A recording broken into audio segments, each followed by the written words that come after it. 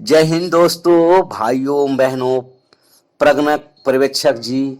इस वीडियो में हम लोग आज जानेंगे बिहार जाति आधारित गणना विकल्प एवं कोड को बारीकी से समझेंगे और इसके बारे में पूरा डिटेल से जानेंगे कि कैसे हम लोग को जब फील्ड में जाएंगे सर्वे करने के लिए तो ये सब विकल्प हमारे सामने आएंगे।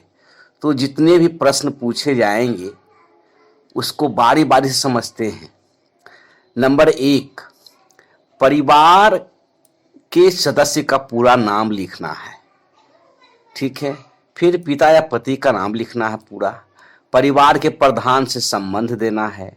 आयु वर्षों में देना है। लिंग रहेगा, वैवाहिक स्थिति रहेगा, धर्म रहेगा, जाति का नाम एवं कोड रहेगा, शैक्षणिक योग्यता रहेगा, कार्यकलाप जो काम करते हैं वो रहेगा, आवासीय स्थिति क्या है, अब अस्थायी प्रवासीय स्थिति, कंप्यूटर या लैपटॉप है या नहीं, मोटर वाहन के बारे में रहेगा, कृषि भूमि, आवासीय भूमि, सभी स्रोतों से मासिक आय के बारे में पूछा जाएगा, आधार संख्या स्वेच्छा से। यानी कुल मिलाकर के आपको इस बार बिहार जाति आधारित गणना में आपको कुल मिलाकर के 18 प्रश्न पूछे जाएंगे जो आपको विकल्प के रूप में भरते जाना है। इसको हम पूरा बारीकी से चलिए बारी बारी से पढ़ते हैं क्या क्या रहेगा। विकल्प एवं कोड। विकल्प एवं कोड को पहले हम लोग समझते हैं। प्रपत्र में कुल 17 प्रश्नों में से प्रपत्र में तो रहेगा 18 प्रश्न, 18 का लेकर के 18 होता है। 17 प्रश्नों में से 15 प्रश्न के विकल्प कोड मतलब अंकित किए गए हैं। ठीक है। कोड रहेगा 15। कितने हैं 15। चलिए, जिसमें कि 8 क्वेश्चन नंबर 8 में जाति का विकल्प कोड अलग से कोड निर्देशिका में दिया गया है, यानी अलग से आपको मिलेगा, बाकी फॉर्मेट के नीचे में रहेगा, अलग से दिया गया है। जाति का कोड भरा जाना है। फिर प्रश्न नंबर 9 में शैक्षणिक योग्यता का विकल्प कोड अलग से कोड निर्देशिका में दिया गया है, जो आपको भरा जाएगा बलक से, यानी कि फॉर्मेट के नीचे उसमें नहीं रहेगा। ये शैक्षणिक योग्यता और जाति का कोड आपको अलग से दिया जाएगा। चलिए दोस्तों, अब परिवार के प्रधान सदस्यों से प्रश्न से के संबंध में जानकारी लेकर यह स्पष्ट रूप से समझ लेना है कि कौन सा विकल्प कोड उनकी स्थिति के लिए सर्वथा उपयुक्त है।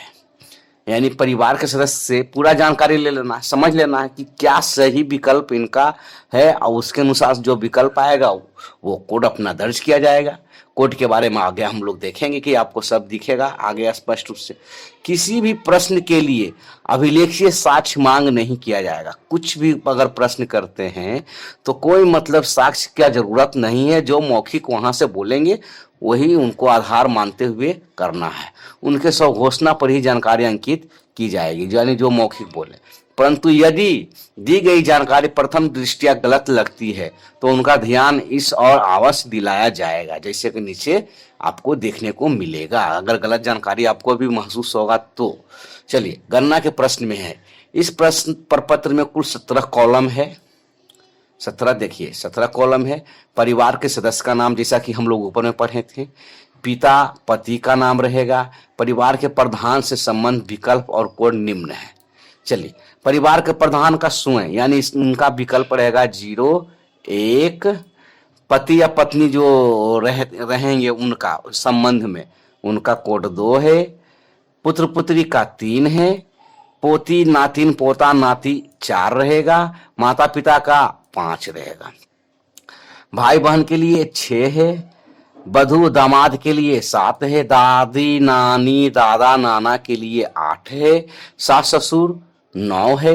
अन्य संबंधी 10 है। यानी अंक और संख्या दोनों मिश्रित रह सकता है। जितना मतलब कोडिंग आगे बढ़ेगा वो आपको मिलेगा। हर अंक के आगे 0 इस कोडिंग में दिया जाता है।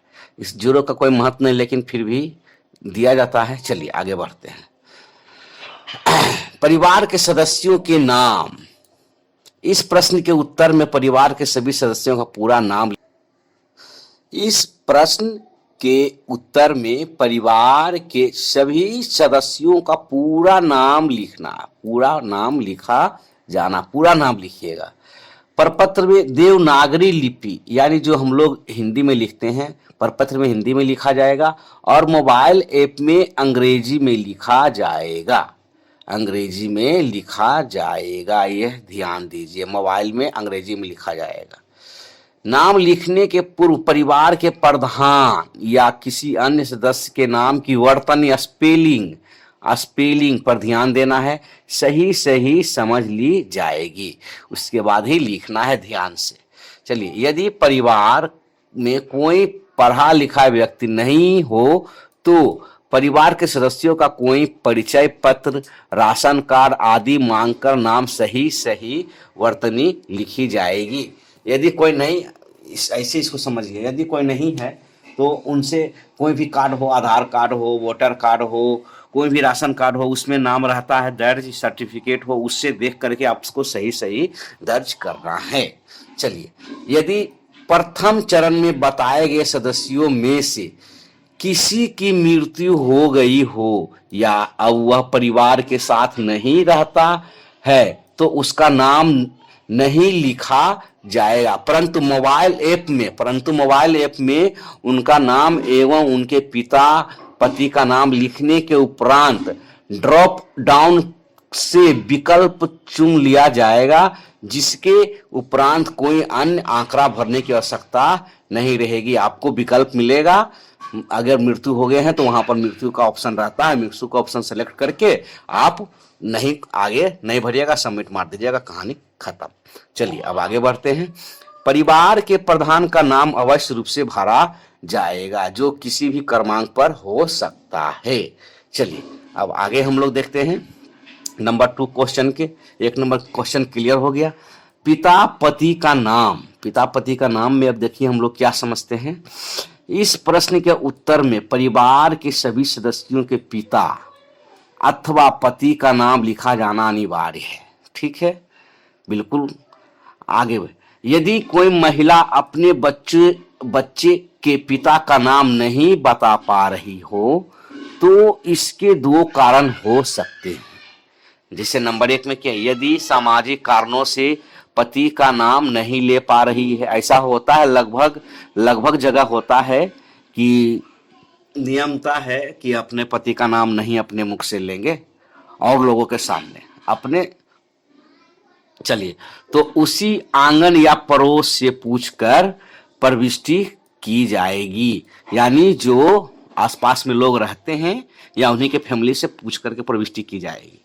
यदि महिला बच्चे के पिता का नाम बताना ही नहीं चाहती तो उसे बाध्य नहीं किया जाएगा, उनका कोई ऑब्जेक्शन नहीं लगाया जाएगा और तब माता का नाम लिखा जा सकेगा। यदि नहीं बताएंगे तो उनके माता का जो नाम रहेंगे वो अपना लिख दिया जाएगा।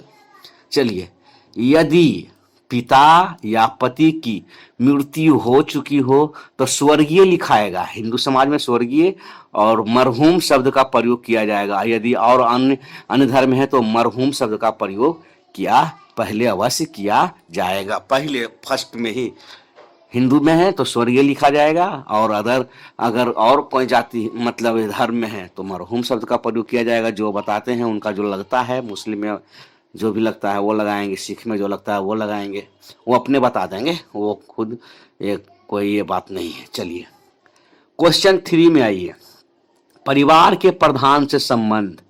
क्वेश्चन 3 में परिवार के प्रधान से संबंध में हम लोग जानते हैं क्या है। इस प्रश्न के उत्तर के लिए कुल 10 विकल्प एवं कोड दिए गए हैं परिवार के प्रधान के संबंध में। जैसे 1, परिवार में मात्र उन व्यक्तियों की गणना की जाएगी जो एक ही रसोई से भोजन करते हैं। परिवार के प्रधान से संबंध में कुल 10 विकल्प कोड देखें, यहाँ देखे थे ना, यहाँ दिया हुआ था ना 10 है ना। प्रधान, खुद, स्वयं, पत्नी, पति पत्नी का जो दिए कोड संबंध विकल्प है, यहाँ देख लीजिए, वही है। इसी के बारे में हम लोग अभी जान रहे थे। परिवार प्रधान से संबंध के 10 दिए गए हैं। एक परिवार में मात्र उन व्यक्तियों की गणना की जाएगी जो एक ही रसोई से भोजन करते, यानी सब साथ रह। इस प्रश्न के उत्तर के लिए कुल 10 विकल्प एवं कोड दिए गए हैं। एक परिवार में मात्र उन व्यक्तियों की गणना की जाएगी जो एक ही रसोई से भोजन करते हो। सभी विकल्प इस उद्देश्य से दिए गए हैं कि गणना तिथि को गणना स्थल पर परिवार के प्रधान पर सीधे रूप से निर्भर एवं अस्थायी रूप से निवास करने वाले व्यक्तियों की ही गणना की जा सके। क्लियर है? जो निर्भर हैं अपने परिवार के सदस्य पर, उनका अस्थायी रूप से निवास करने वाले व्यक्तियों की ही गणना की जा सके। चलिए आगे बढ़ते हैं। सीधे रूप से निर्भर होने का अर्थ है कि वह व्यक्ति अपने पालन पोषण एवं अपनी सभी प्रकार की आवश्यकता आदि की पूर्ति के लिए परिवार के प्रधान पर पूर्ण रूप से निर्भर है। सभी प्रकार की कुछ भी मतलब समस्या हो तो अपने परिवार के प्रधान के ऊपर निर्भर है, उनका गणना होगा। चलिए आगे बढ़ते हैं। यदि 1 से 9 तक के विकल्प के अतिरिक्त भी देवर भाभी भावज भगना भगिनी भतीजा भतीजी साला साली सरहज आदि में से कोई भी परिवार के प्रधान पर पूर्ण रूप से निर्भर हो तो उसे अन्य संबंधी 10 में रखा जाएगा। यानी अन्य संबंधी कोड जो दिया गया है 10 में रखा जाएगा। चलिए, साधारणतः विवाहित महिलाओं एवं उनके बच्चे आदि की गणना उनके ससुराल में की जाएगी। जो विवाहित महिला है संभवतः उनका गणना उनके ससुराल में ही किया जाएगा। जैसे बेटी का शादी हो गया तो उनका ससुराल में होगा, ठीक है। एवं उनके बच्चे यानी उनके बेटी का शादी हो गया, उनके बच्चे भी है तो उनका ससुराल में ही गणना होगा। चलिए, यह सुनिश्चित किया जाए कि किसी भी परिस्थिति में एक व्यक्ति परिवार की गणना एक से अधिक स्थानों पर नहीं हो। यह कन्फर्मेशन कर लीजिए कि इनका गणना यदि यहाँ आप करा रहे हैं तो कहीं और नहीं कराएंगे। चलिए आगे बढ़ते हैं। अब क्वेश्चन नंबर हम लोग 4 में आ गए हैं। आयु वर्षों के बारे में जानते हैं। इस प्रश्न में परिवार के प्रत्येक सदस्य की आयु जो उनके द्वारा बताई जाए उसको अंकित किया जाएगा। जो बता रहे हैं वही अंकित किया जाएगा। इसके लिए कोई निश्चित तिथि को आयु होना आवश्यक नहीं है। यानी लगभग में जो बता देंगे वही फिक्स रहेगा, वही आपको मानना है। इस हेतु गणना कर्मियों के द्वारा किसी भी प्रकार के प्रमाण पत्र इत्यादि की जांच या अवलोकन किया जाना प्रावधानित नहीं है। जो भी कर्मचारी रहेंगे, प्रगणक रहेंगे, उनके द्वारा कोई भी मतलब कि कागजात मांग का जरूरी नहीं है। जो मौखिक बताएंगे वही आप उनको मान करके आधार बांधते हुए काम कर दीजिएगा। चलिए, यदि किसी सदस्य को अपनी आयु की जानकारी नहीं हो तो परिवार के द्वारा बताई गई आयु की ही अंकित की जाएगी। यानी परिवार फैमिली में जो लोग बता रहे हैं कि इनका उम्र 25 वर्ष है लगभग, तो वही अंकित किया जाएगा। कहेंगे कि 45 वर्ष है तो वही 45 वर्ष अंकित किया जाएगा। जो उनके द्वारा मौखिक बताया जाता है वही करना है। अब लिंग यानी लिंग के बारे में क्वेश्चन नंबर 5 में लिंग के बारे में अब हम लोग समझते हैं। लिंग विकल्प और कोड निम्न है। लिंग का विकल्प और कोड निम्न है। क्या है देखते हैं। पुल्लिंग के लिए है पुल्लिंग यानी पुरुष के लिए 0 1 रहेगा और स्त्रीलिंग यानी औरत के लिए 2 रहेगा। लड़की में भी 2 ही जाएगा और लड़का में 1 रहेगा, लड़की में 2 जाएगा। बच्चा हो या बच्ची हो, अलग अलग स्त्रीलिंग यानी सीधी सी बात है। और स्त्रीलिंग के लिए 2 रहेगा और पुरुष के लिए 1 रहेगा, 0 2। और अन्य के लिए 3 रखा गया है। चलिए, इस प्रश्न के उत्तर में परिवार के सदस्य का लिंग लिखा जाना है। इस हेतु विकल्प 3 है ना, हेतु 3 विकल्प और कोड दिए गए हैं। स्त्री पुरुष के लिए 1 2 का कोड दिया गया है और किसी भी तीसरे लिंग यथा किन्नर हो, हिजड़ा हो, कोती हो, ट्रांसजेंडर आदि के लिए विकल्प अन्य 3 का उपयोग किया जाएगा। लिंग के संबंध में प्रत्येक सदस्य द्वारा जानकारी अंतिम मानी जाएगी और परिवार के किसी अन्य सदस्य से इसकी पुष्टि नहीं कराई जाएगी। जो बोलेंगे बिल्कुल सही होगा।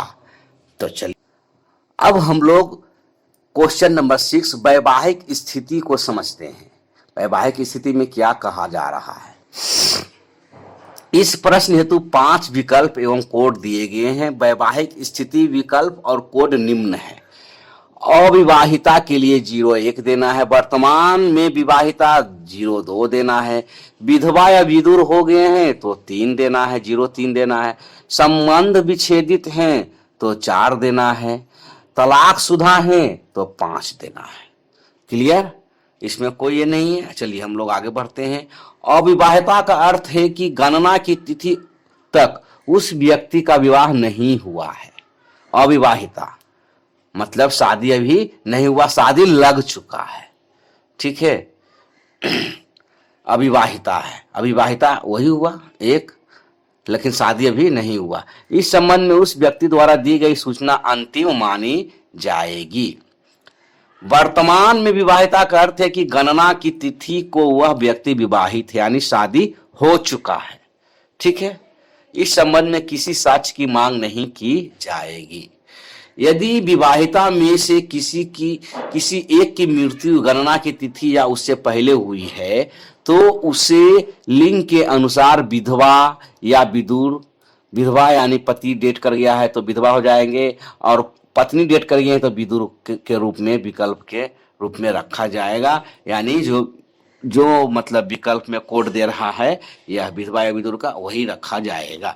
चलिए, यदि पति पत्नी का संबंध वैधानिक प्रक्रिया से समाप्त हुआ है तो उसे संबंध विच्छेदित की श्रेणी में रखा जाएगा, यानी पति पत्नी को छोड़ दिया गया है वैधानिक रीति रिवाज के अनुसार। और यदि धार्मिक या अन्य प्रक्रिया से हुआ है तो तलाकशुदा की श्रेणी में रखा जाएगा। चलिए, तलाकशुदा हुआ यानी कि पत्नी सीधे छोड़ करके लिखित प्रमाण के साथ चली गई मायके अपने, तो वो तलाकशुदा में चले जाएंगे। और ऐसा ही छोड़ा गया तो संबंध विच्छेदित में चले जाएंगे। चलिए, इसको 4 दिया जाएगा और इसको 5 दिया जाएगा। तलाकशुदा को 5, संबंध विच्छेदित को 4। चलिए, अब हम लोग समझते हैं धर्म। धर्म के बारे में हम लोग समझते हैं। विकल्प और कोड निम्न है। हिंदू के लिए 0-1, इस्लाम 0-2, ईसाई के 3, सिख के 4, बौद्ध के 5, जैन के लिए 6, अन्य धर्म के लिए 7 है, और कोई धर्म नहीं है तो 8 है। कोई धर्म यदि नहीं है यानी कि कोई भगवान में विश्वास नहीं करते हैं, इससे मान के चलिए, तो नास्तिक कहलाएंगे और वो 8 भरे जाएंगे। चलिए आगे बढ़ते हैं हम लोग। इस प्रश्न के अधीन कुल 8 विकल्प एवं कोड दिए गए हैं। सभी विकल्प स्पष्ट है, जो रहेगा दिया जाएगा। कोई व्यक्ति यदि दिए गए विकल्प 6 विकल्प के अतिरिक्त कोई धर्म को मानता है तो उसकी गणना अन्य धर्म यानी 7 के अधीन की जाएगी। यानी यहाँ 6 तक तो पूरा हम लोग को जानकारी के अनुसार जैन धर्म तक आ रहा है, और अन्य यानी कोई और धर्म बताता है तो अन्य धर्म यानी 7 में जाएंगे, और कोई धर्म नहीं बताएगा तो आगे 8 दिया जाएगा। इस विकल्प के अंकित करने के पूर्व यह सुनिश्चित कर लिया जाएगा कि कहीं वह व्यक्ति उपरोक्त धर्मों का कोई पर्यायवाची नाम तो नहीं बता रहा है, यानी चेक कर लिया जाएगा कि क्या बता रहे हैं, उस अनुसार से अपना क्लियरेंस कर लीजिएगा। यदि कोई व्यक्ति यह बताता है कि वह किसी धर्म का पालन नहीं करता है तो उसे कोई धर्म नहीं 8 में ही रखा जाएगा। क्लियर। चलिए अब हम लोग जाति के बारे में जानते हैं। चलिए जाति के बारे में, जाति क्वेश्चन नंबर 8 में हम लोग जानेंगे जाति के बारे में। जाति कोड डायरेक्टरी के अनुसार, डायरेक्टरी यानी एक अलग से आपको डायरेक्टरी दिया जाएगा, उसके अनुसार से आपको भरना है। राज्य की वर्तमान अधिसूचित सूची कुल यानी टोटल जिनके अनुसार से 203 जाति के अनुसार से प्रमाण पत्र निर्गत अंचलाधिकारी द्वारा किया जाता है, वो के अतिरिक्त जिला पदाधिकारी एवं आयोग के अनुशंसा के आलोक में निम्न को जोड़ा गया है। जब जाति का ये बिहार जाति सर्वे शुरू हुआ है तो ये बाकी को जोड़ा गया है बाद में पूरा जानकारी लेकर के, जैसा कि हम पहले वीडियो में भी बता चुके हैं। लाइक करें, सब्सक्राइब करें मेरे दोस्तों, क्योंकि आगे और अच्छे अच्छे वीडियो आपके लिए लाते रहेंगे। चलिए जरूर आगे बढ़ते हैं। 204 में है गोलवारा, 5 में बंगाली कायस्थ, 6 में दर्जी श्री वास्तव लाला लाल हिंदू, चलिए अब हम लोग जाति के बारे में जानते हैं।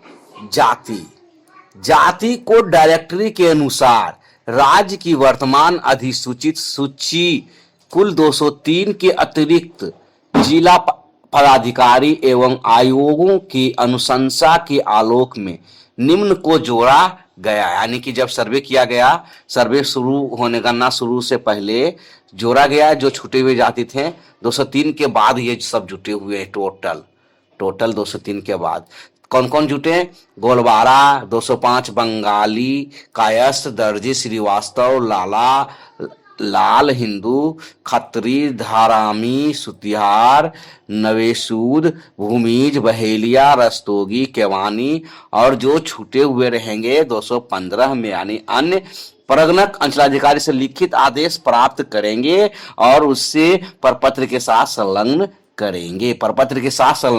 215 डालेंगे जो जाति आपको डायरेक्टरी लिस्ट के अनुसार नहीं मिलेगा तब। चलिए यहां तक इसके बारे में पूरा डिटेल फिर देख लेते हैं। इस प्रश्न में परिवार के प्रत्येक सदस्य की जाति की प्रविष्टि की जानी है। जाति से संबंधित सभी आयोगों एवं प्रशासनिक विभागों तथा प्रत्येक खंड, नगर निकाय, जिला पदाधिकारी स्तर पर विस्तृत विचार विमर्श एवं प्राप्त प्रतिवेदनों के आधार पर बिहार में रहने वाले सभी लोगों की जाति सम्मिलित करते हुए जाति सूची तैयार की गई है जो कोड निर्देशिका में सम्मिलित है। जाति सूची में जातियों के नाम और उसके कोड निर्धारित हैं। इसी कोड निर्देशिका के अनुसार विकल्प और कोड अंकित किए जाने हैं। किसी भी परिस्थिति में बिहार में अनुसूचित जातियों की उपजाति की प्रविष्टि नहीं की जाएगी।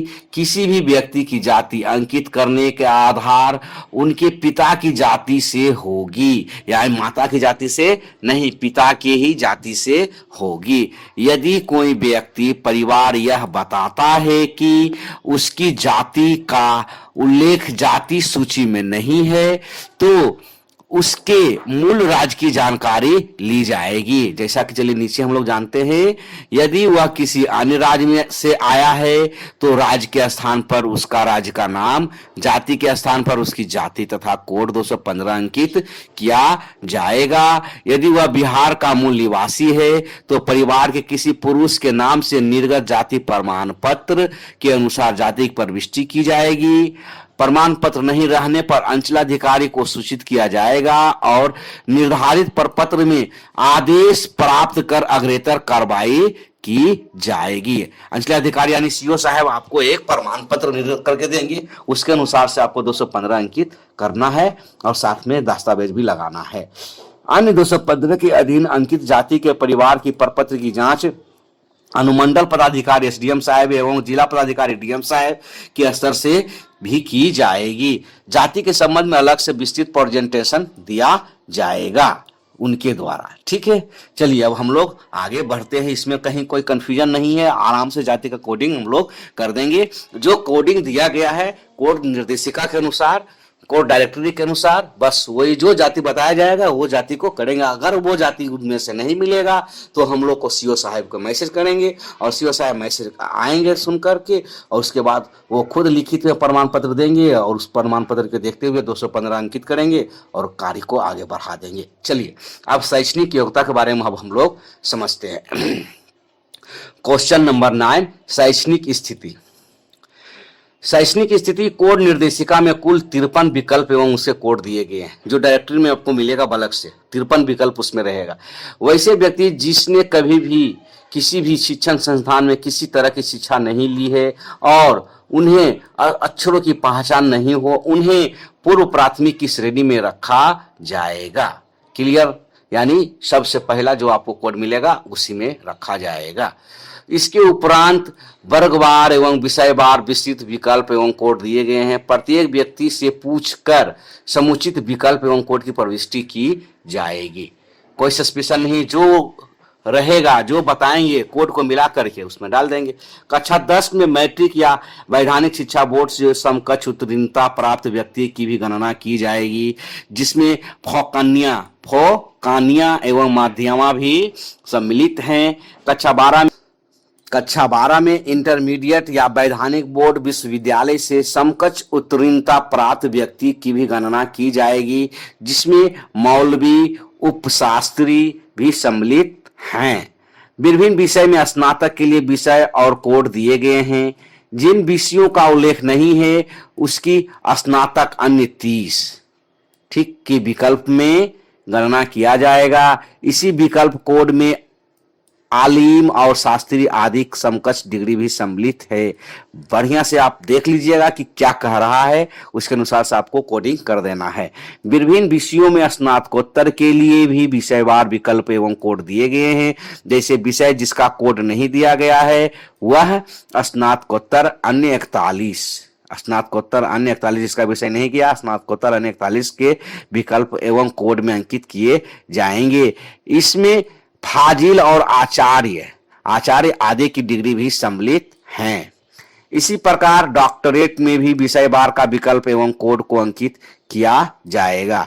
शैक्षणिक योग्यता अंकित करने हेतु सर्टिफिकेट एवं मार्कशीट की मांग नहीं की जाएगी। जो मौखिक हम लोग को बताएंगे, मौखिक जो बताएंगे वही हमको करना है मौखिक में, ठीक है। कोई सर्टिफिकेट की मांग नहीं किया जाएगा। चलिए अब हम लोग कार्यकलाप 10 के बारे में जानते हैं, यानी क्वेश्चन नंबर 10 कार्यकलाप है, क्या काम है उसके बारे में हम लोग जानते हैं। कार्यकलाप, इस प्रश्न के अधीन प्रत्येक व्यक्ति के कार्यकलाप की जानकारी अंकित की जानी है। इस हेतु प्रपत्र और कोड निर्देशिका में 15 विकल्प और कोड दिए गए हैं जो निम्न हैं। सरकारी नौकरी है तो 01, संगठित क्षेत्र में प्राइवेट नौकरी है तो 02, असंगठित क्षेत्र में प्राइवेट नौकरी है तो 03, स्वरोजगार हैं तो 04, कृषक काश्तकार हैं तो 05, खेतिहर मजदूर हैं तो 06, निर्माण मजदूर हैं तो 07, अन्य मजदूर हैं तो 08, मिस्त्री हैं तो 9, भिखारी हैं तो 10, कचरा बिनना है तो 11, अन्य हैं तो 12, विद्यार्थी हैं तो 13, गृहिणी है तो 14, कुछ नहीं है तो बिल्कुल 15। चलिए इसी प्रकार से अब इनके बारे में समझते हैं कि क्या कह रहा है।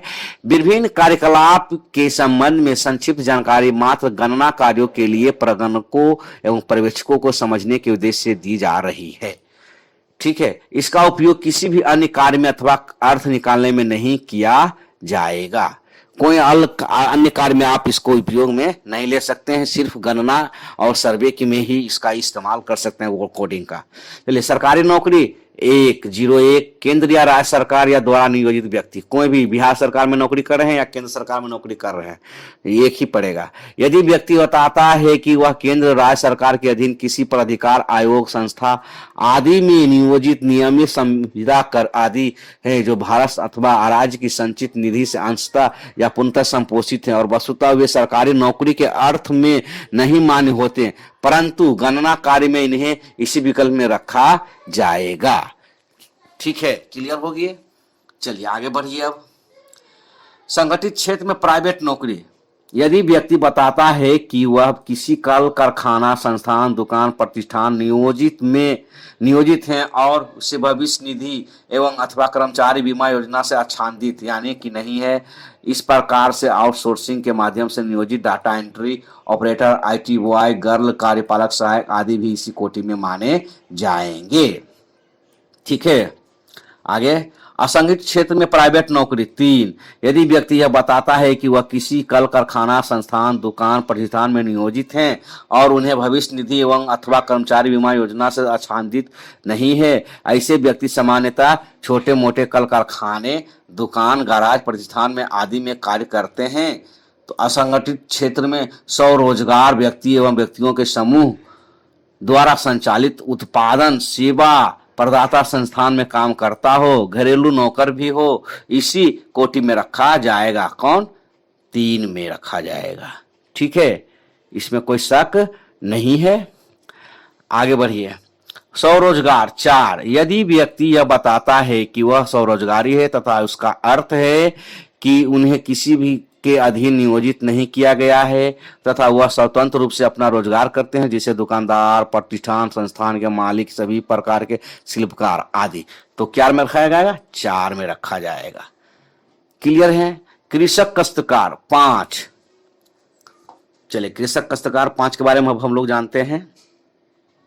चलिए, कृषक काश्तकार 5, यदि व्यक्ति यह बताता है कि वह सक्रिय रूप से स्वयं की भूमि अथवा पट्टा या बटाई की भूमि पर फसलों को उगाने, बागवानी करने, नर्सरी, पशुपालन, मुर्गी पालन, मधुमक्खी पालन, सेरीकल्चर, वर्मी कल्चर, कृषि वानिकी आदि जैसे आर्थिक गतिविधियां जीविका के साधन के लिए कार्यरत हैं, तो उसे कृषक काश्तकार की श्रेणी में रखा जाएगा। चलिए आगे, खेतीहर मजदूर 6 में, यदि यदि व्यक्ति यह बताता है कि वह खेतीहर मजदूर हैं, तो वह उपरोक्त क्षेत्रों से संबंधित अकुशल कार्य से मजदूर का काम करता है। अकुशल कार्य करने वाले से अभिप्रेरित हैं वैसे लोग जिनका उपरोक्त क्षेत्रों में कार्य के प्रचलन के अनुसार बिना किसी कौशल या विशेष अनुभव के कार्य करते हों, तो क्या 6 नंबर कोड दिया जाएगा, खेतीहर मजदूर में जाएगा।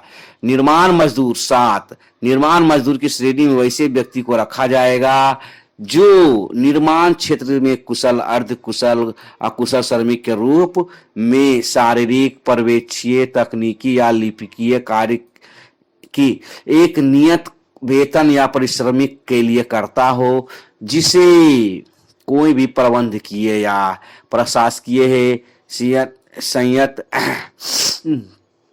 प्राप्त नहीं हो। जैसे राजमिस्त्री, निर्माण कार्य से में काम करने वाले मजदूर, बढ़ई, लोहार, पेंटर, इलेक्ट्रिशियन, सेंटरिंग मजदूर, लोहा बांधने वाले, ग्रिल, गेट, कंक्रीट मिक्स बनाने होने वाले, चौकीदार और गार्ड, मनरेगा कार्य के मजदूर, बागवानी वानिकी को छोड़कर निर्माण कार्य क्षेत्र में काम करने वाले सभी महिला मजदूर आदि। तो क्या निर्माण मजदूर में कोड नंबर 07 में रखा जाएगा। अन्य मजदूर 8 के, अन्य मजदूर की श्रेणी में वैसे व्यक्ति को रखा जाएगा जो उपरोक्त अंकित क्षेत्रों को छोड़कर अन्य किसी भी असंगठित क्षेत्र में नियोजित हो, जैसे कूली, ठेला चालक, रिक्शा चालक, बस का खलासी आदि हो। ये क्या है, अन्य में रखा जाए, अन्य मजदूर में रखा जाएगा। इसी प्रकार से चलिए अब हम लोग मिस्त्री के बारे में पढ़ते हैं। 9 नंबर जो है, 9 नंबर में जो 9 नंबर कोड डाला जाएगा, मिस्त्री की श्रेणी में वैसे व्यक्ति को रखा जा सकता है जो कुशल श्रमिक हो। वैसे श्रमिक जिन्हें कार्य के अनुभव के माध्यम से या किसी तकनीकी या व्यावसायिक संस्थान में प्रशिक्षण के माध्यम से कौशल या सक्षमता अर्जित की हो। ठीक है, वैसे श्रमिक जो कार्य करने से पहल करते हैं और निर्णय लेने में सक्षम हो। इस श्रेणी के अधीन अनेक प्रकार के कुशल श्रमिक आ जाते हैं, जैसे एसी मिस्त्री, टेलीविजन, रेडियो, अन्य इलेक्ट्रॉनिक उपकरण मरम्मती करने वाले मिस्त्री, वाहन मरम्मती में संलग्न मिस्त्री, घरेलू उपस्कर तथा मिक्सी कुकर, गैस चूल्हा, वॉशिंग मशीन आदि सब मरम्मत करने वाले मिस्त्री, ये क्या जाएंगे, 9 में रखे जाएंगे। इसी प्रकार से भिखारी का कोडिंग जो है, भिखारी की श्रेणी में वैसे व्यक्ति को रखा जाएगा जो समाज में मांग चांग कर अपना गुजर बसर करता हो और अपने जीवन यापन के लिए कोई उद्यम नहीं करता हो, जिसका मांगना ही आजीविका का पूर्ण साधन हो। यदि कोई व्यक्ति मांगने चांगने के अतिरिक्त कोई अन्य उद्यम किसी भी समय, मौसम, अवसर आदि पर करता है, तो उसे भिखारी की श्रेणी में नहीं रखा जाएगा, बल्कि उसे कार्यकलाप की श्रेणी में रखा जाएगा जो वह आंशिक रूप से करता है। कोडिंग क्या रहेगा, 10 रहेगा। चलिए, कचरा बीनना 11 कोडिंग, इस श्रेणी में वैसे व्यक्ति को रखा जाएगा जिसके जीविका का पूर्ण साधन कचरा चुनकर उसको बेचने का हो। इसके अधीन वैसे बड़ी व्यापारी या दुकानदार नहीं रखे जाएंगे जो कचरा का व्यापार करते हैं। क्लियर है, आगे बढ़िए। अन्य 12, अन्य की श्रेणी में वैसे व्यक्ति को रखा जाएगा जो उपरोक्त कार्यकलाप के अतिरिक्त किसी अन्य साधन से जीवन यापन करते हो। इस श्रेणी के अधीन वैसे भी व्यक्ति रखे जाएंगे जो किसी प्रकार का कार्यकलाप रोजगार करने के लिए इच्छुक नहीं हो, अपने लिए काम की खोज नहीं कर रहे हो। इस श्रेणी में वैसे व्यक्ति भी रखे जाएंगे जो वृद्ध, बीमार एवं कार्य करने के लिए शारीरिक या मानसिक रूप से सक्षम या तैयार नहीं हो। वैसे व्यक्ति जिसे किसी भी माध्यम से पेंशन या आर्थिक सहायता मिलती हो, उसे भी इसी श्रेणी में रखा जाएगा, अन्य में। चलिए आगे देखते हैं। विद्यार्थी की श्रेणी में वैसे व्यक्ति को रखा जाएगा जो किसी भी माध्यम से पूर्ण चलिए विद्यार्थी के बारे में जानते हैं। विद्यार्थी का कोडिंग 13 है। विद्यार्थी की श्रेणी में वैसे व्यक्ति को रखा जाएगा जो किसी भी माध्यम से पूर्णकालीन, आंशकालीन, अंशकालीन, दूरस्थ आदि से विद्या का अर्जन कर रहा हो, उसको विद्यार्थी की श्रेणी में रखा जाएगा। यह विद्या अर्जन के अतिरिक्त कोई अंशकालीन कार्य करता हो तो भी उसे विद्यार्थी की श्रेणी में ही रखा जाएगा, यानी पढ़ने के साथ साथ कुछ काम भी करता हो। चलिए गृहिणी 14, गृहिणी की श्रेणी में वैसे व्यक्ति को रखा जाएगा जो गृह संबंधी कार्य का मुख्य रूप से संपादन करते हो, तो गृहिणी के श्रेणी में रखा जाएगा। यदि किसी गृहिणी के द्वारा आंशिक मौसमी रूप से परिवार के अन्य सामूहिक कार्य में भी श्रम किया जाता है तब भी उसे गृहिणी के ही श्रेणी में रखा जाएगा, यानी घर का काम करते हुए कुछ कुछ और अलग से भी एक्स्ट्रा कुछ कर दिए तो भी गृहिणी के ही श्रेणी में रखा जाएगा। यदि किसी महिला के द्वारा नौकरी, नियोजन, व्यवसाय, मजदूरी की जाती है तो उन्हें गृहिणी के स्थान पर कार्यकलाप के अन्य सुसंगत श्रेणी में ही रखा जाएगा। चलिए क्लियर हो गया। अब कुछ नहीं वाला ऑप्शन को देख लेते हैं। 15, इस श्रेणी में वैसे व्यक्ति को रखा जाएगा जो शारीरिक, मानसिक, तकनीकी कौशल एवं आयु के दृष्टिकोण से योग्य और सक्षम हो और काम की तलाश में लगातार लगा हुआ हो, फिर भी पिछले 4 सप्ताह में किसी भी दिन या किसी भी समय पूर्ण या आंशिक रूप से कार्य नहीं मिल पाया हो तो क्या कुछ नहीं की श्रेणी में रखा जाएगा, कोडिंग नंबर 15 डाला जाएगा। चलिए इसी प्रकार से अब हम लोग आवासीय स्थिति के बारे में जानेंगे कि आवासीय स्थिति में क्या कहता है। क्वेश्चन नंबर 11, आवासीय स्थिति। आवासीय स्थिति के अधीन 5 विकल्प और कोड निर्धारित हैं। 5 है, कौन कौन है? पक्का मकान 2 या 2 से अधिक कमरा 1 डालेंगे, 0 1 डालेंगे। पक्का मकान 1 कमरा 0 2 डालेंगे। खपरेल टीन छत 0 3 डालेंगे। झोपड़ी 0 4 डालेंगे। आवासहीन 0 5 डालेंगे। ये कोडिंग है, इसी को डालना है।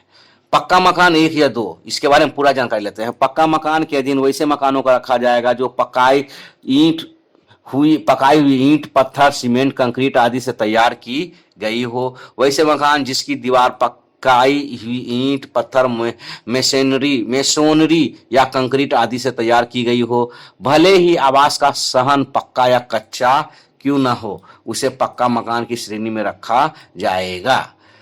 मकान में कमरों से अभिप्राय यह है कि उसमें आवासीय एवं घरेलू उपयोग के लिए कितने कमरे हैं, रसोई घर एवं शौचालय छोड़कर।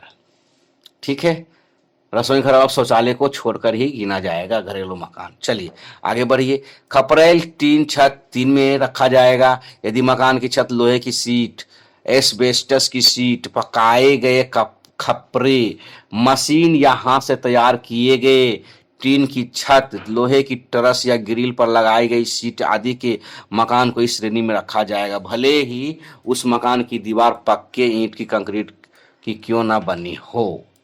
क्लियर, यानी छत रहेगा तो मतलब छत खपरेल का रहेगा, एस्बेस्टस से डाला गया तो क्या होगा, आपको कच्चे मकान में 3 नंबर कोडिंग दिया जाएगा। खपरेल टीन छत यही दिया जाएगा 3 नंबर कोडिंग। नंबर 4 झोपड़ी के बारे में, यदि घर में उसका छत घास, पुआल, बांस, लकड़ी, मिट्टी आदि से तैयार किया गया हो, उसे झोपड़ी की श्रेणी में रखा जाएगा। आवासहीन 5, आवासहीन की श्रेणी में मात्र वैसे परिवार रखे जाएंगे जिनके सिर पर रात्रि विश्राम हेतु किसी प्रकार की छत नहीं हो और जिसके रहने की जगह की कोई निर्धारित चौहद्दी नहीं हो, कहीं भी रह जाते हैं, वैसे आवासहीन। वैसा परिवार जो तिरपाल, प्लास्टिक, पॉलीथीन, कपड़े का टेंट आदि में रहता हो या पुल पुलिया के नीचे ह्यूम पाइप स्टेशन या धार्मिक स्थानों या रोड के फुटपाथ पर रहता हो, इस श्रेणी में सामान्यतः बेघर परिवार के लोग रखे जाएंगे। कोडिंग नंबर आवासहीन 5। यदि कोई परिवार आंशिक रूप से पक्का एवं अन्य प्रकार के आवास स्थिति में हो तो परिवार के सभी सदस्यों के लिए पक्का मकान का ही विकल्प लागू होगा। चलिए आगे बढ़ते हैं अब हम लोग अस्थायी प्रवास की स्थिति में। क्वेश्चन नंबर 12, अस्थायी प्रवास की स्थिति। इस प्रकार प्रश्न के अधीन प्रत्येक व्यक्ति परिवार के अस्थायी प्रवास की स्थिति अंकित की जानी है। इस हेतु कुल 7 विकल्प और कोड निर्धारित किए गए हैं। लागू नहीं में 0 1, बिहार में अन्य स्थान पर नौकरी या रोजगार 0 2, बिहार में अन्य स्थान पर शिक्षा 0 3, अन्य राज्य में नौकरी या व्यापार 0 4, अन्य देश में नौकरी या व्यापार 0 5, अन्य राज्य में शिक्षा 0 6, अन्य देश में शिक्षा 0 7। चलिए, इस श्रेणी के अधीन वैसे व्यक्ति परिवार की गणना की जाएगी जो रोजगार या शिक्षा प्राप्त करने हेतु परिवार के गणना स्थान से किसी अन्य स्थान पर अस्थायी रूप से रहते हो। इस श्रेणी में वैसे सभी व्यक्ति परिवार जो गणना के समय परगणक के समक्ष उपस्थित हो उनके लिए लागू नहीं एक विकल्प अंकित किया जाएगा। क्लियर? परगणक के समक्ष उपस्थित हो तो उनके लिए लागू नहीं एक विकल्प किया जाएगा। इस श्रेणी में ऐसे व्यक्ति परिवार जो गणना के समक्ष परगणक के समक्ष उपस्थित हो उनके लिए लागू नहीं एक विकल्प अंकित किया जाएगा।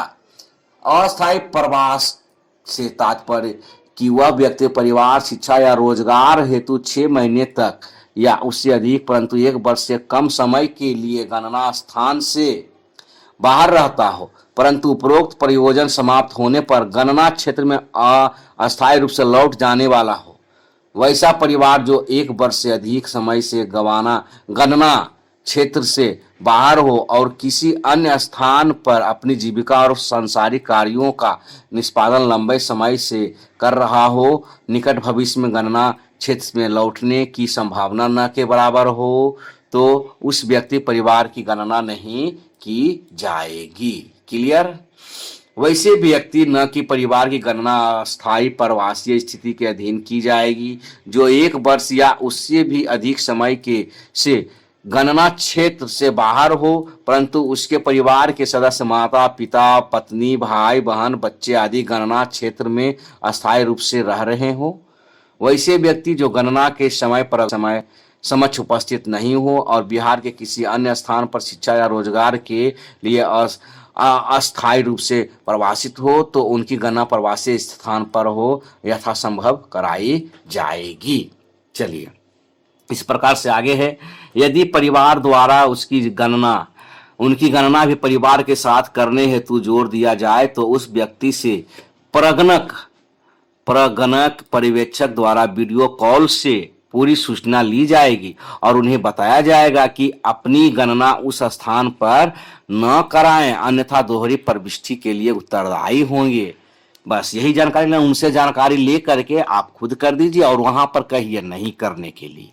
चलिए, इसी प्रकार से आगे है, यदि कोई व्यक्ति या परिवार आकस्मिक कारणों से अस्थायी प्रवासन में अन्य राज्य या देश में रहता है तो उनसे भी वीडियो कॉल पर आंकड़े प्राप्त होने पर ही प्रविष्टि की जाएगी, बशर्ते कि प्रपत्र के सौ घोषणा पर हस्ताक्षर के लिए कोई निकटतम संबंधित माता पिता भाई बहन में से कोई उनके द्वारा प्राधिकृत किया गया हो और वह हस्ताक्षर के लिए तैयार हो। यानी कि जो फैमिली में उनके मेंबर है अगर वो तैयार हैं कि उनका भी हम सर्वे करा देंगे, गणना करवा देंगे, तो आप उनसे करवा लीजिएगा, लेकिन वो तैयार होंगे साइन करने के लिए तब। ठीक है, ओके। इसी प्रकार से आगे बढ़िए, यदि पूरा परिवार अस्थायी प्रवासन की स्थिति में हो तो जिस प्रयोजन के लिए बिहार के अन्य स्थानों, देश के अन्य राज्य या किसी अन्य देश में हो, निर्धारित विकल्प और कोड परिवार के सभी सदस्यों के लिए समान होंगे। अस्थायी प्रवासी के विकल्प 2 से 7 के अंकित करने के पूर्व परगणक पर्यवेक्षक द्वारा उपरोक्त प्रक्रिया का पालन करके सही आंकड़े एकत्रित किए जाएंगे और यह सुनिश्चित किया जाएगा कि दोहरी और अस्थायी रूप से प्रवासित व्यक्तियों की प्रविष्टि नहीं हो। क्लियर है? कोई दिक्कत नहीं। वैसे व्यक्ति परिवार जिन्हें प्रथम चरण में संक्षिप्त सूची में अंकित किया गया हो परंतु द्वितीय चरण में वास्तविक आंकड़ों को उपलब्ध कराने और सब घोषणा को हस्ताक्षरित करने हेतु उपलब्ध नहीं है तो प्रपत्र एवं मोबाइल ऐप में व्यक्ति परिवार नहीं रहता की प्रविष्टि की जाएगी। नहीं रहता है, जो रहेगा ऑप्शन में अपना उसको डाल करके प्रपत्र और मोबाइल में एंट्री करके आगे बढ़ जाना है। अब चलिए हम लोग अब कंप्यूटर और लैपटॉप के बारे में जानते हैं। क्वेश्चन नंबर 13, कंप्यूटर और लैपटॉप। कंप्यूटर लैपटॉप इस प्रश्न के अंतर्गत प्रत्येक परिवार के प्रत्येक सदस्य के कंप्यूटर लैपटॉप इंटरनेट की सुविधा के संबंध में आंकड़े एकत्रित किए जाने हैं। इस हेतु 3 विकल्प और कोड निम्नलिखित है। हाँ, इंटरनेट के साथ है तो 01 डाला जाएगा, हाँ इंटरनेट के बिना है तो 02 डाला जाएगा, नहीं है तो 3 डाला जाएगा। इसी प्रकार इस प्रश्न का आशय यह है कि किस व्यक्ति कंप्यूटर एवं इंटरनेट की सुविधा उपलब्ध है। किस व्यक्ति को कंप्यूटर लैपटॉप के अंतर्गत वैसे सभी उपकरण सम्मिलित है जिनसे कंप्यूटर संबंधी इस प्रश्न का आशय यह है कि किस किस व्यक्ति कंप्यूटर एवं इंटरनेट की सुविधा उपलब्ध है। कंप्यूटर लैपटॉप के अंतर्गत वैसे सभी उपकरण सम्मिलित हैं जिनसे कंप्यूटर संबंधी कार्य लिया जा सकता है। इंटरनेट के अंतर्गत सभी प्रकार के स्रोतों से प्राप्त होने वाले इंटरनेट व्यवस्था से है। चलिए, हो गया क्लियर। जो इंटरनेट से संबंधित कार्य करते हैं उनके लिए ये सब कोडिंग करना है। नेट के साथ में एक रहेगा और बिना इंटरनेट के साथ में दो रहेगा, नहीं है तो बिल्कुल तीन रहेगा। चलिए, मोटरयान के बारे में हम लोग समझते हैं। मोटरयान क्वेश्चन 14 नंबर मोटरयान। मोटरयान जिस प्रश्न के अंतर्गत परिवार के सदस्य के पास उपलब्ध मोटर वाहनों के आंकड़े एकत्रित करने हेतु कुल 6 विकल्प और कोड दिए गए हैं जो स्वतः स्पष्ट है। 2 पहिया के लिए 01 डालेंगे, 3 पहिया के लिए 02 डालेंगे, 4 पहिया के लिए 03 डालेंगे। ट्रैक्टर है तो 4 डलाएगा, 6 पहिया या उससे अधिक है तो 5 और कुछ नहीं है तो बिल्कुल 6 डलाएगा। चलिए, इसी प्रकार से यदि किसी परिवार के सदस्य के पास एक से अधिक वाहन उपलब्ध हो तो सबसे बड़ा और महंगा मोटर वाहन का विकल्प और कोड अंकित किया जाएगा। इस आंकड़े को एकत्रित करते समय प्रगणक पर्यवेक्षक द्वारा कोई भी अभिलेख साक्ष्य की मांग नहीं की जाएगी, लेकिन अन्य तरीके से इस संदर्भ में संतुष्ट हो लिया जाएगा। कोई भी दस्तावेज लेने की जरूरत नहीं है प्रबंधक और पर्यवेक्षक जी को, और लेकिन हाँ, संतुष्ट होना है कि इनके पास है 4 पहिया या कोई भी मोटरयान गाड़ी, तभी हम कोडिंग करेंगे, नहीं है तो नहीं करेंगे। ओके, चलिए आगे बढ़ते हैं क्वेश्चन नंबर 15 कृषि भूमि की ओर। करीब करीब अब हम लोग हो गया है दोस्तों, कोई बात नहीं, सब्सक्राइब करें, लाइक करें, शेयर करें, एकदम दोस्तों को, अपने दोस्तों को जरूर भेजें और हमें मोटिवेट करते रहिए, क्योंकि आप सब्सक्राइब करते हैं हम मोटिवेट होते हैं, तो आपके लिए हम अच्छे अच्छे वीडियो लाते रहेंगे। चलिए दोस्तों आगे बढ़ते हैं। कृषि भूमि, इस प्रश्न के अंतर्गत परिवार के सदस्य के पास कृषि भूमि के आंकड़े संकलित करने के उद्देश्य से माप के आधार पर कुल 10 विकल्प एवं कोड दिए गए हैं। 0 अगर है, आपके पास कुछ नहीं है कृषि भूमि तो 01, 0 से अधिक और 50 डिसमिल तक है तो 2 डलाएगा, 50 डिसमिल से अधिक और 1 एकड़ तक है तो 3 डलाएगा, 1 एकड़ से अधिक और 1.5 एकड़ तक है तो 4 डलाएगा, 1.5 एकड़ से अधिक और 2 एकड़ तक है तो 5 डलाएगा। समथिंग देखिए, 2 एकड़ से अधिक 2.5 एकड़ तक है तो 6, 2.5 एकड़ से अधिक 3 एकड़ तक है तो 7, 3 एकड़ से अधिक 4 एकड़ तक है तो 8, 4 एकड़ से अधिक और 5 एकड़ तक है तो 9 डलाएगा, 5 एकड़ से अधिक तो 10 डलाएगा। इसी प्रकार चलिए सबके बारी बारी से समझते हैं। कृषि भूमि से विपरीत है कि कृषि एवं सहसंबंधकारी क्रियाकलापों के लिए प्रयुक्त की जाने वाली भूमि, वह सभी कृषि भूमि से विपरीत कि कृषि एवं सहसंबंध क्रियाकलाप हो, यानी इस पर जो खेती बाड़ी होता है वही कृषि भूमि हुआ। वह सभी भूमि जो अनाज उगाने, घास काटने, जानवरों को चरने, किचन गार्डन, अस्थायी परती, पशुपालन, मछली पालन, मुर्गी पालन, मधुमक्खी पालन, बागान, नर्सरी, सेरिकल्चर, वर्मी कल्चर आदि जैसे कृषि एवं उससे संबंध कार्यकलापों के लिए उपयोग की जाती हो।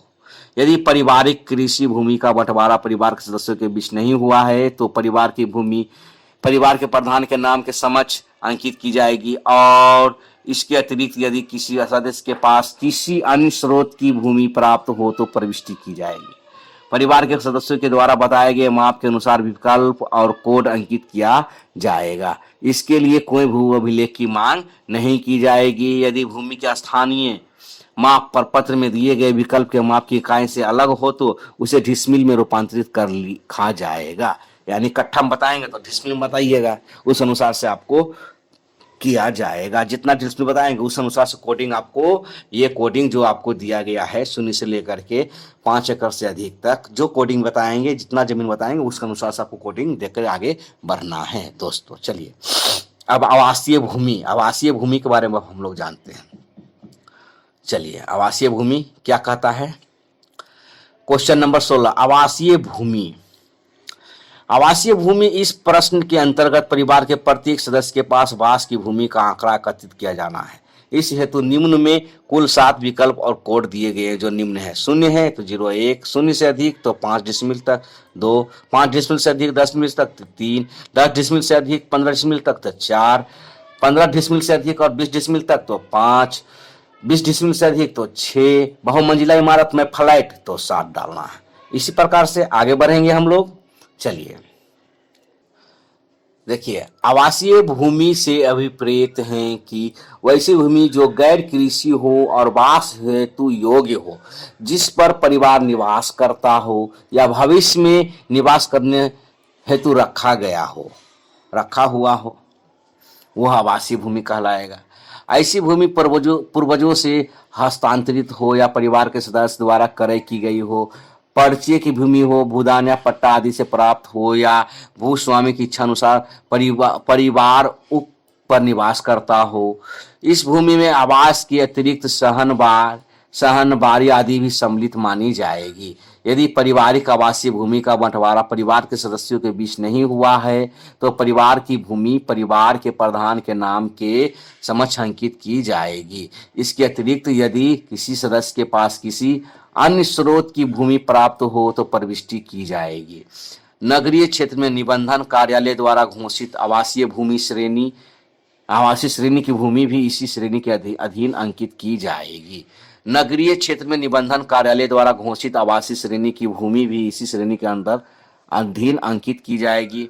विकल्प 01 के अधीन वैसे परिवार सदस्य की गणना की जाएगी जो बेघर परिवार के रूप में चिन्हित हुए हैं। वैसे परिवार भी जिनके पास कोई अपना आवास नहीं हो, न ही कोई फ्लैट हो और लगातार किराए के मकान में रह रहे हो, किसी सदस्य के पास कोई वास की भूमि नहीं हो। अन्य विकल्प को और कोड स्पष्ट है। ठीक है, अन्य विकल्प। चलिए आगे बढ़िए। यदि स्थानीय स्तर पर भूमि की माप की इकाई भिन्न हो तो उसे रूपांतरित कर डिसमिल की इकाई में विकल्प के अनुसार अंकित किया जाएगा। चलिए अब नंबर 17 के बारे में हम लोग जानेंगे। नंबर 17 के बारे में जान करके हम लोग आगे बढ़ेंगे कि क्या कह रहा है।